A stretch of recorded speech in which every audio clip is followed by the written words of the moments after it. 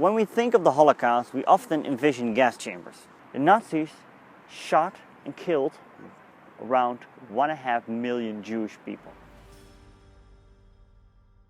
Stepan here from History Hustle, and I'm standing here in Kiev, Ukraine, in front of a memorial that is dedicated to the victims of the Babyn Jar Massacre. When we think of the Holocaust, we often envision gas chambers. Before it was decided to gas the Jews, at the Wannsee Conference 1942, the Jews were shot and killed, and one of the largest massacres occurred here in Babyn Jar. These massacres were carried out by the so-called Einsatzgruppen.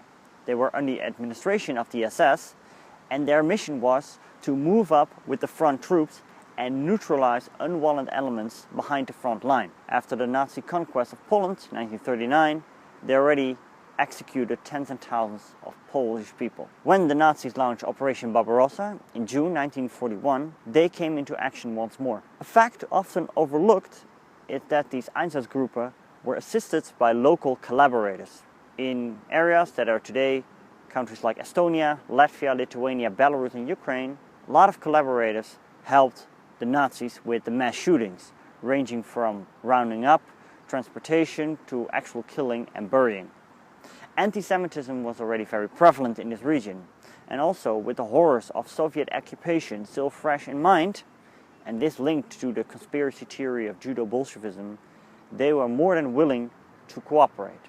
Here, on the 29th and the 30th of September 1941, 33,771 Jews were shot. Kiev was captured a few weeks earlier by the Nazis, and shortly after, some explosions that were caused by the Soviet Secret Service destroyed several buildings and killed several Germans. As a retaliation, the Nazis rounded up all the Jews. They had to be relocated. They were brought to places like this. There the people had to undress and lie down with their face towards the earth. And after that, they were shot by a bullet in the back of the head. Some of them didn't die. They were severely wounded, and they became buried alive, because after that the bodies were buried with a thin layer of earth, and the new people were brought in who had to lay on top of them, and they were shot as well. And this process repeated for 2 days. After this mass shooting, Babyn Jar became a concentration camp.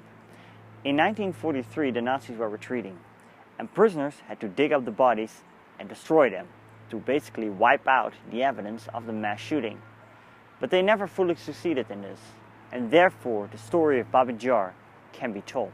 The Nazis shot and killed around 1.5 million Jewish people.